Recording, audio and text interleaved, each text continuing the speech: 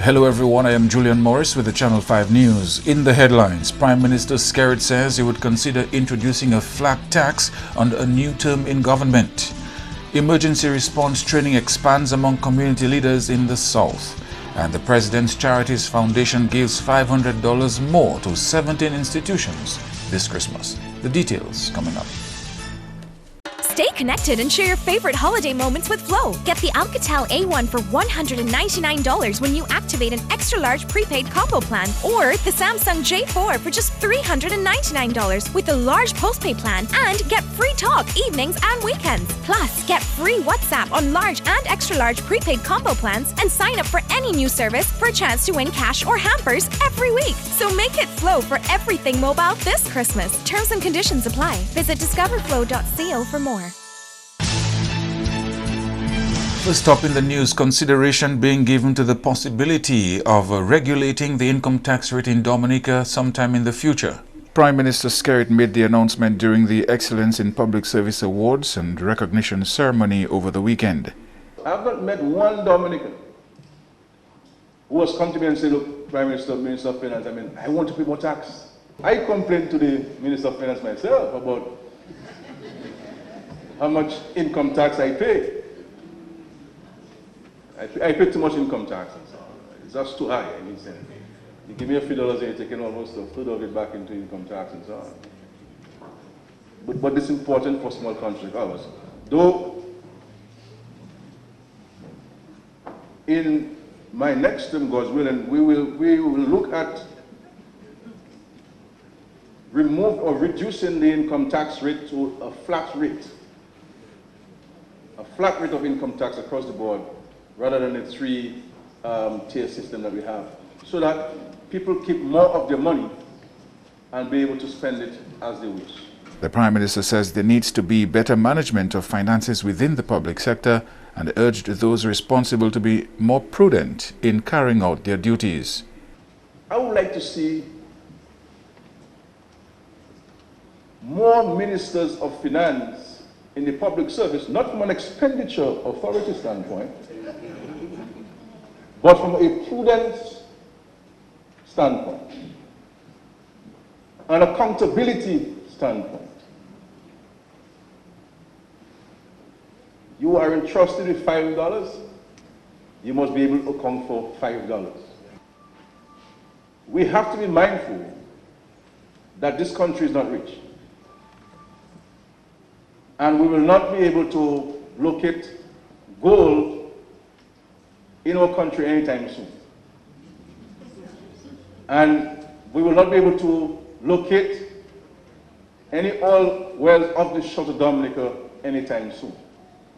And therefore, we have $1. That $1 must do more for us.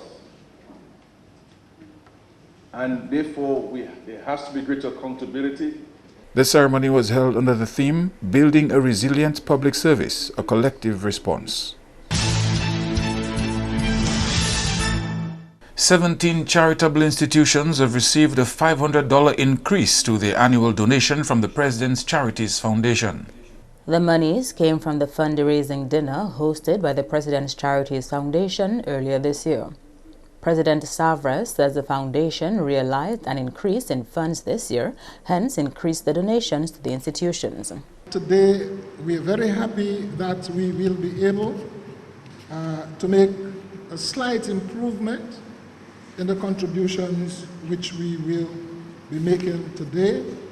And because of the fact that the results of the dinner were better than last year, we took a decision that we would increase the contributions to each of the charitable institutions by $500. And this year we had $99,724 as gross receipts. Last year's expenditure was $32,117, and this year's expenditure was $35,448. And the surplus last year was $56,000, and the surplus this year was $64,000. As a result, We distributed $39,000 to the charities, foundations, organizations, and this year we will be making a contribution of $46,000. The president also called on the business community to continue supporting the foundation and, by extension, the less fortunate in society. And I wish to appeal to all of you who support the president's charities foundation, its work, that we can always do with increased support. The more support we have, the more we can support the charitable organizations, and I am sure that there is never too much that is done or can be done for those charitable organizations, because they have tremendous challenges, and whatever we can do to assist those who care for the less fortunate members of our society, whether they be the aged, whether they be the handicapped, whether they be children, whoever they are who require assistance and support, because the challenges are overwhelming.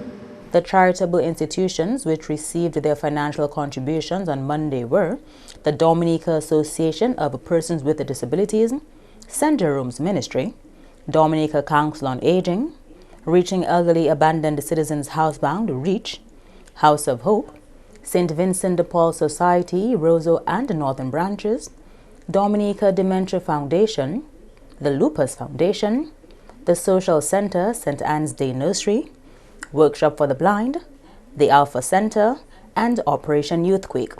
They are the charitable institutions which benefit from the President's Charities Foundation are the Dominica Infirmary, Northern District Home for the Aged, and Care for the Elderly, which received their donations last week. The Grotto Home for the Homeless and Maho Senior Citizens Home will receive their donations this week. Andrea Louis, Channel 5 News. And Friday was a great day for 38 residents of Petite-Savanne who received keys to their homes in Belleville-Chopin. But it's worth remembering that these individuals who were violently displaced by Tropical Storm Erica 3 years ago have been through a lot. As one lucky resident recounted, it's been a long, hard road to their new homes and new community at Belleville-Chopin. Arriving in Roseau, we lived in conditions that we were not used to. Some had to move from one location to the next. Some from grammar school to Springfield to St. Amy's, then to different parts of the country. Family members were separated, not seeing people we were used to seeing every day.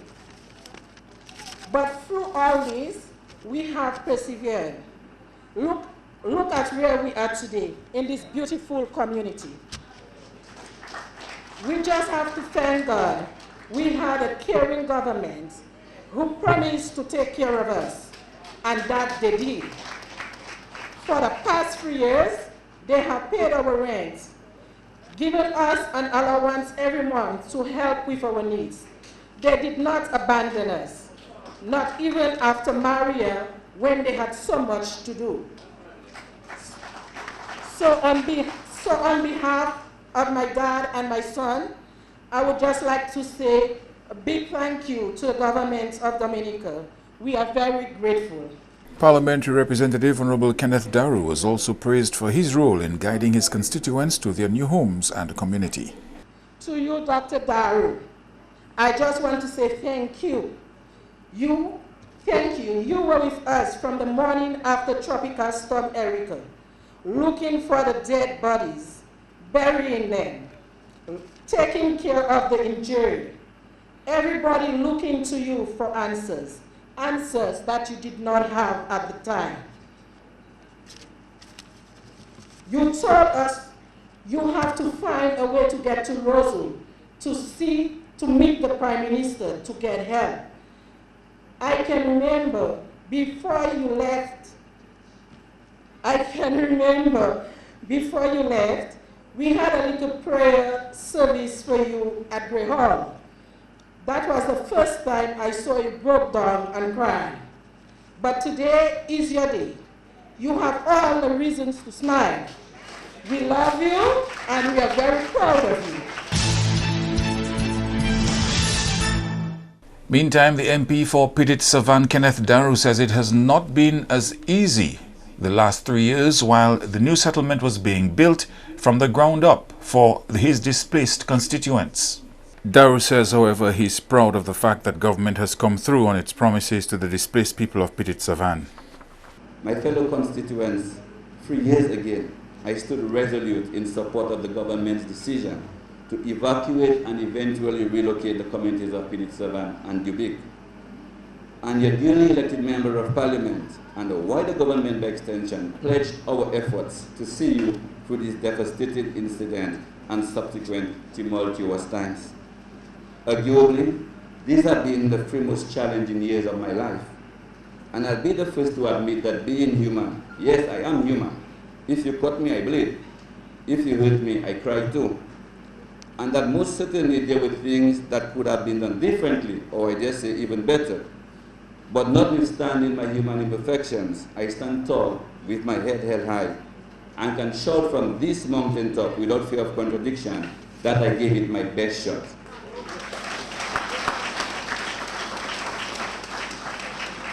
And I'm more than satisfied and extremely proud of our efforts to date to care for you and of this Labour Party administration's response to the plight of the residents of the Pitit-Savan constituency. This effort has been nothing short of phenomenal.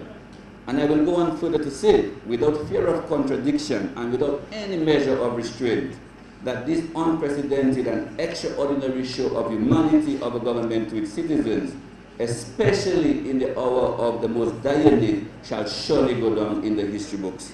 Daru expressed gratitude to the Prime Minister for leading the effort to relocate the people of Pitit-Savan. On behalf of the entire constituency, I would like to thank the Honourable Prime Minister and Minister of Finance for his exceptional leadership and humanity.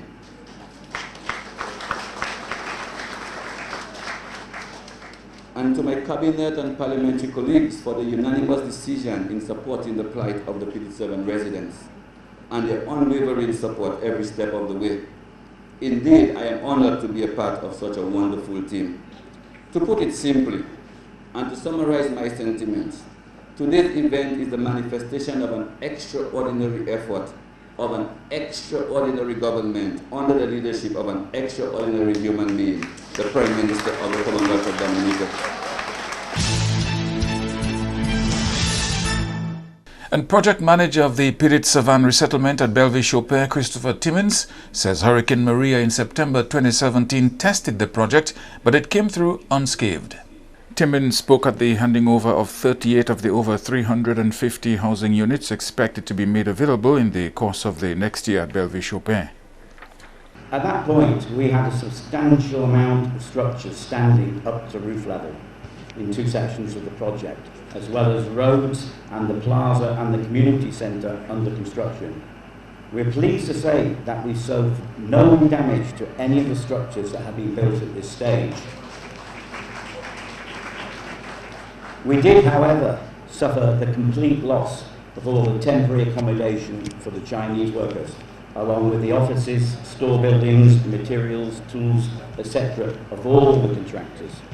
Consequently, given the logistical problems of being able to house 300 workers and obtaining replacement materials, tools and equipment, coupled with the non-availability of water and electricity, it was decided to evacuate the workforce whilst plans were put together to obtain all the needs to recommence as soon as possible. We made a restart with the help of our Dominican contractors in November 2017 on clearing the site of debris, and actual construction works on the infrastructure restarted in December, although at times materials were hard to come by. Work resumed on the housing project in May of this year. MMC has been working collaboratively with local contractors and the China Civil Engineering Construction Corporation. It took the teams only 11 months to get to this level. and there are some features included to ensure speedy resumption of utilities immediately following disasters. As you walk around the development, hopefully you will spot that something is missing that you might normally expect to see. There are no telephone lines, there are no electricity lines, and there are no poles. And that is because everything is underground. And ensuring that in severe weather there will be no damage to these critical services. We must also point out that this isn't normal copper cables used for the telephone and data cabling, but fibre optic, ensuring that this community, in conjunction with our good friends and partners Flow, will have immediate access to the fastest data available in the country. I must also emphasise that all the utility companies, Dowasco, Domino, Flow, have been amazing in their support, advice and the ability to get the job done, especially at a time when they have been under so much pressure elsewhere on the island restoring services. In addition to the 38 units handed over on Friday, 30 additional ones will be ready by January 2019.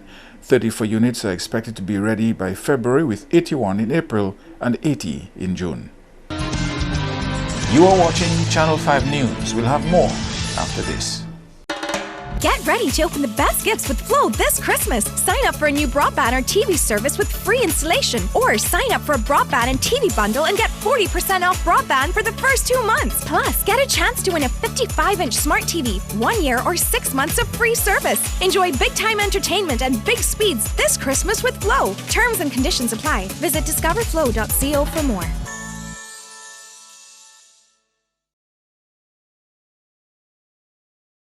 Rudolph Thomas Enterprise in Portsmouth, your suppliers of building materials and hardware products.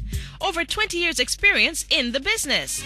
Rudolph Thomas has lumber and plywood, galvanized and fenced pipe. Check out Rudolph Thomas for ceramic and vinyl floor and wall tiles, nails, nuts and bolts, paint and painting supplies. And check out their line of electrical and hand tools. Go now to Rudolph Thomas on 1240 Bay Street in Portsmouth. Prime Minister Skerrit says the handing over of the first 38 housing units at Belvis-Chopé on Friday proved that his administration keeps its promises, even if it may take some time. The Prime Minister was among the main speakers at Friday's ceremony, where the first set of 38 completed housing units were presented to displaced residents of Petit Savan. One thing you can say for this Labour Party administration, that when it makes a promise to the people of Domino, it delivers on the promise. It may take longer than some of us expected. It may take longer than we ourselves would like for it to take, but we deliver. And there were many people in this country, some in this country, who tell you that will never happen, and who try to put all kinds of negativism in your minds and in your thinking. But I thank God for your resolve and for your greater understanding and appreciating what your power and the government was seeking to do for you. And a wider category of community leaders in the Southern District targeted for the final CERT training for the year. The Community Emergency Response Team, CERT training, educates people on disaster preparedness for hazards that may impact the area and trains them in basic disaster response skills. The CERT trainings initially focused on members of the village councils, disaster committees and development committees.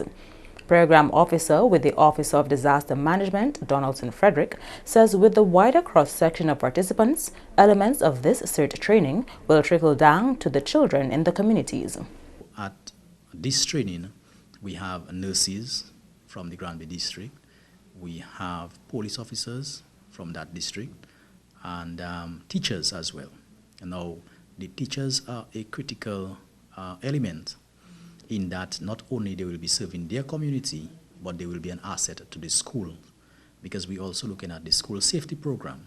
If those teachers are trained, they will have the capacity to deal with an emergency if it were to happen at the school level, ensuring that our students remain safe at the school.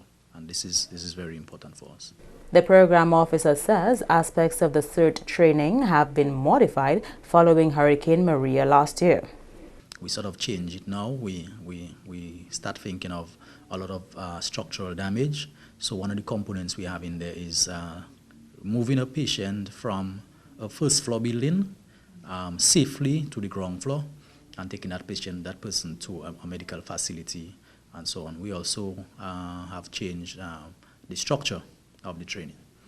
So before we've never given participants CERT IDs, but right now there's an exam or a test that will show that you did the training and you have successfully completed it by some form of evidence, I would say, or documentation. And with that, we will certify you from the National Disaster Office that you are CERT trained and you're able to assist other professional responders. Frederick says in 2019, the ODM plans to have more CERT trained people in each community. So for 2019, our target is the northern part of the island, which would include Kalinago community, Marigot, Woodford Hill, Wesley, Kalibishi. And we intend for 2019 to ensure that there is a group of at least 5 to 6 persons trained in every community. So this is our target goal or objective for 2019 from the Disaster Office. 21 individuals from the communities of Grand Bay, Pishley, Bagatelle and Fort St-Jean are participating in this final CERT training, which ends on Friday. And public enemies are the 2018 J. Astafan and Company Limited Colbeck Ginger Wine Knockout Domino champions. In a one-sided match, the enemies destroyed Rebels by 1,508 points. Final scores: the Dangerous Enemies 4,009, Rebels 2,501. The team of Hezron Fatboy Ambrose and Gifford Cali John Lewis was too much for the Rebels with 2,758 points. Jeff Defoe and Delvin Esprit 750 points, and Oliver Yankee and Nelson Boston 501 points. Top players for Rebels were Ian Roberts and Lisa Boston with 1,335 points. The champion walked away with $2,500, a trophy and 2 cases of Colbeck Ginger Wine. The runners-up received $1,000, a trophy and 1 case of ginger wine. The Dangerous Enemies won the league championship earlier this year. Congratulations to the league and knockout champions, the Dangerous Public Enemies.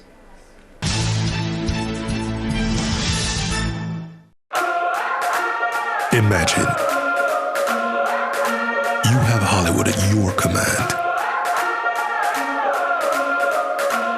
Introducing Flow Evil.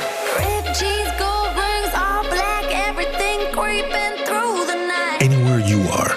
Big girls don't scream hard like Halloween, make me feel alive. There's a world of entertainment here, and you run the show. Flow Evil. M&J Covering is the producer of Designed, Galvanized, and Galvalumed in Dominica. They design to your specifications, color, and length. 4 styles of galvanized and galvalume pre-painted roofing sheets as requested, and supply all your galvalume accessories.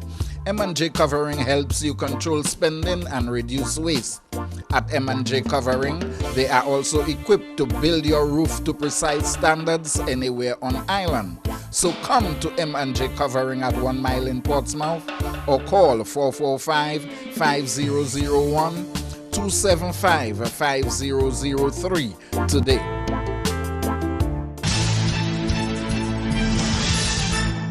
To end the news, a look again at the headlines. Prime Minister Skerrit says he would consider introducing a flat tax under a new term in government. Emergency response training expands among community leaders in the South, and the President Charities Foundation gives $500 more to 17 institutions this Christmas. Feel free to contact us at news@mapping2k4.com. You may access our past newscasts on our YouTube channel. On behalf of the production team, I am Julian Morris. Thank you for watching. Join us tomorrow.